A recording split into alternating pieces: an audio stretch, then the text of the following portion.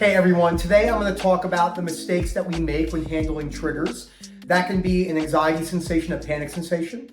It can be depressive episodes. It could be groinal responses. It could be shame and guilt, depersonalization, derealization, disassociation, loss of connections. Regardless of what the trigger is, the trigger itself is typically not the problem. It's the belief system behind it and how we handle it in practicality as we're bringing that throughout my day, as you've heard me say in many of my videos. Before I go any further, please subscribe, hit that like button down below. Phil@ocdrecovery.com is how you'll learn more about our webinar services and one-to-one coaching. If you're unsure about the one-to-one sessions, come to a webinar and see if you like it. I think they're a lot of fun. The one we just had, the advanced webinar, there was about 115 people there.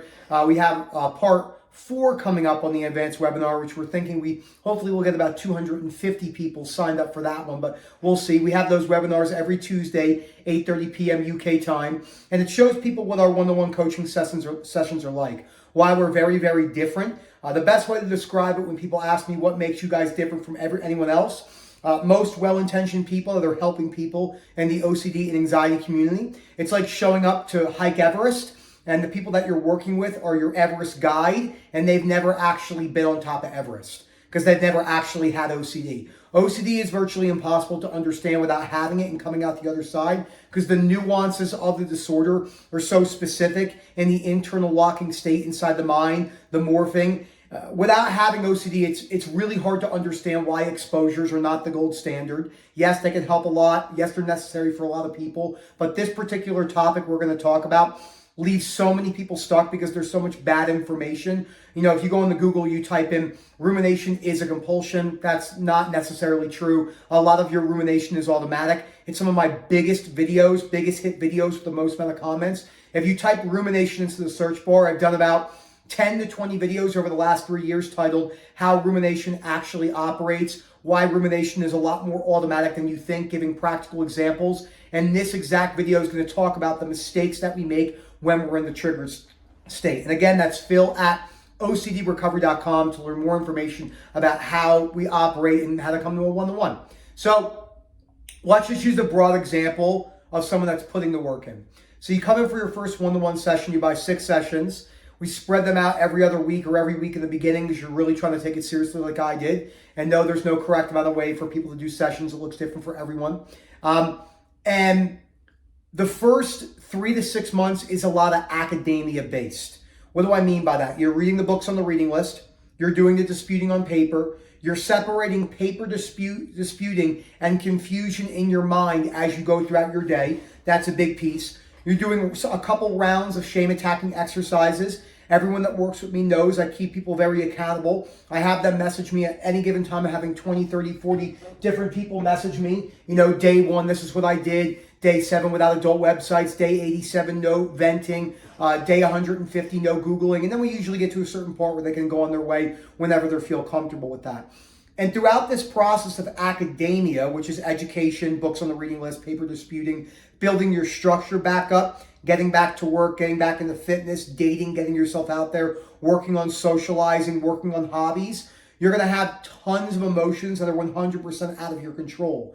Now, the big mistake that we make, and we all do this, including myself, is we treat those triggers as if something that needs immediate attention. Now, you're not going to get this right off the bat, just like I wouldn't expect to put you on a unicycle and have you riding that unicycle properly on your second try really, really well, like bunny hopping downstairs, or if I put skis on you, you've never been skiing before, you'll probably have to go to a bunny slope before you get to a bigger, a harder slope, and then potentially a diamond or a black diamond. And I've never actually snowboarded or skied in my life, so if those terms are wrong, forgive me.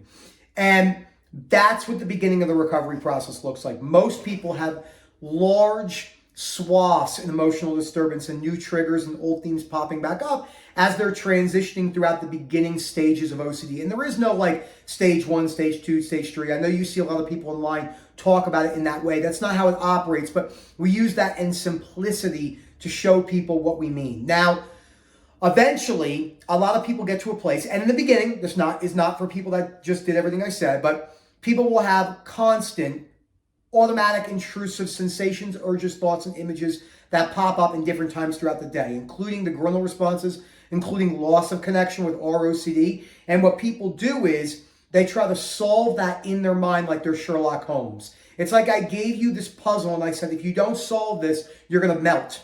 Your body's going to just catch on fire. You're going to burn to death in the next 5 seconds. It feels that urgent when you're going through it. The problem is you've never met this person. Hey guys, what's up? My name is Nick. I recovered from OCD. How'd you do it? I recovered by problem solving, figuring out how to, the extra rumination. I'm not going to go into specific details, but please watch my other videos in rumination in the search bar to show you, to distinguish the major differences between automatic rumination and non-automatic rumination. So let me give you an example. Let's say you have harm OCD and you're a mother and you're washing your kid, right? You're changing them, they're 7 months old, and you get some serious intrusive urges about throwing them out the window or doing something very, very violent, very intrusive thoughts. What you then do, instead of learning to leave that there, which is where leaving thoughts has a applicability in some ways. It's too simplistic for long-term recovery, but in the sense of you're learning to leave not just thoughts, images, sensation, urges there, whilst you continue on with the task at hand, is what you need to learn to be doing.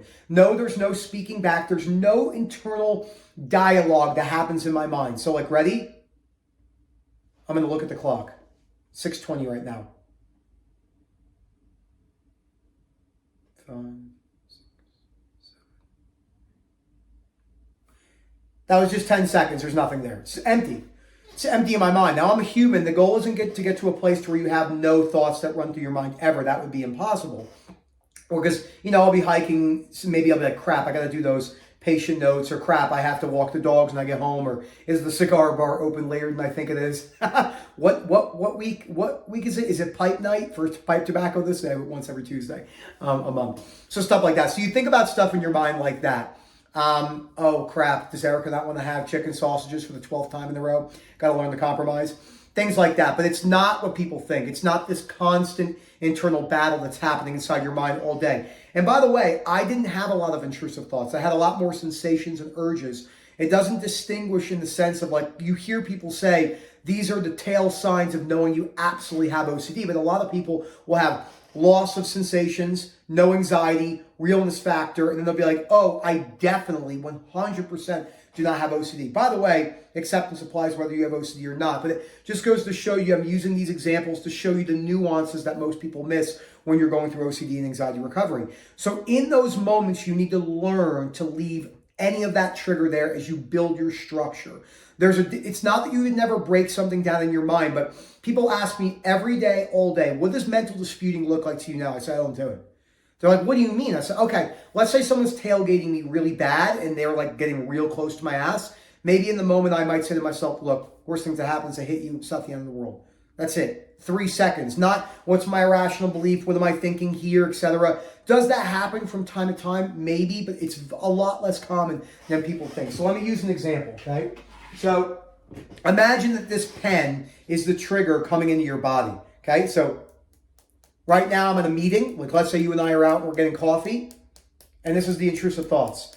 And they're getting louder and louder. Now I'm getting urges, different part of my body, okay? Now I'm getting groinal responses. Boom, boom, boom, boom, boom, boom, boom, boom, boom. Okay, this is what people will do. Hey, Nick, so how you doing? In your head, oh, crap, man. Oh, come on. You know that's not real. Come on, just let it be there. Just let it be. In one ear and out the other, okay? Here comes the urges. You would never do that, Nick. What'd you say, buddy? Yeah, no, yeah. Things with the family are going well. Now inside your head again. Okay. All right, those urges. Whoa, that's a real urge. It's okay. You wouldn't do that. You're a good mom. You would not do that. You've never done that before, okay? Groinal response. Yeah. So you ask me, what are you doing tomorrow? Tomorrow, because now you're distracting your mind, obviously, right? And you're coming across looking stupid or weak. Oh, crap. John, that's a groinal response. You've had those before. Oh, no, they're not real. Remember, it's just a symptom. It's not really who you are. Those aren't your values. That's all what you do. That's a compulsive cycle. Ready? Same situation. You and I are out for coffee. And I know this is a crude example. You and I are out to coffee. You're asking me about my weekend. Hey, Nick, what's going on? What are you doing this weekend? You're a piece of shit. You're a loser. You're fat. Oh, my God. Feel your stomach. You're so bloated. You're so ugly. Bum, bum, bum, bum, bum, bum. And I'm just like, yeah, so basically, this is the thoughts getting louder. So this weekend, basically, me and Erica are going out, we're going hiking, we're going to get, are you not listening? Inside my head, are you not listening to me? Pay attention to me. Pay attention to me. Would you, an idiot? Yeah, so basically we're going, that's the difference. There is no, oh, come on, not again. But now you will do that. It's a skill. Learning to disengage from triggers is a skill. It's like learning a new language. But as you realize, okay, this is a big part for a lot of people, the structure part in the academia realm of recovery. I'm going to spend 30 to 40 minutes a day, Monday through Friday, reading the books, 30 minutes reading, 15 minutes doing an exercise. Once I run through one exercise a day, there's about 19 in the first book. I'll take 3 weeks off, and I'll just work on reading and building my structure. What do you mean, Nick? If I don't solve it, I got to solve it. I got to solve this urge, this growth response, this loss of connection. I got to solve it. It's urgent. Yeah, but solving it's never gotten you anywhere. Most people don't have any sort of practical common sense, and I was one of them in the OCD realm. Common sense, and this is not in like a OCD figuring out type of way, says what you've been doing hasn't working or you'd still be stuck. Now, I left some compulsions for 3 years. 3 years after so I have the utmost sympathy and compassion, I understand. But you got to be real honest. Whenever that happens, it might happen 2 months into recovery. It might happen 5 years into working on it. You might disappear for 4 years and come back and be like, I never read the books, never took it seriously. Happens a lot.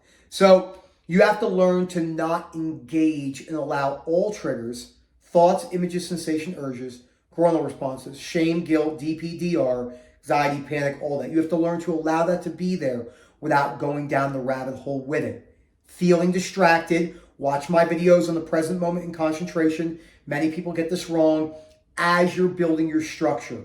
The goal is to have it distract you if necessary, not force the present moment as you're getting back in the gym, as you're building relationships, as you're decreasing adult websites, as you're balancing other short-term instant gratification, as you're not doom scrolling on all those things. So I hope this video was helpful. I like those practical examples. I know they work well for a lot of people. Please reach out at phil@ocdrecovery.com. Hope to hear from you soon. Thank you so much for all the support. I always appreciate talking to everyone here. And as always, enjoy the rest of your day.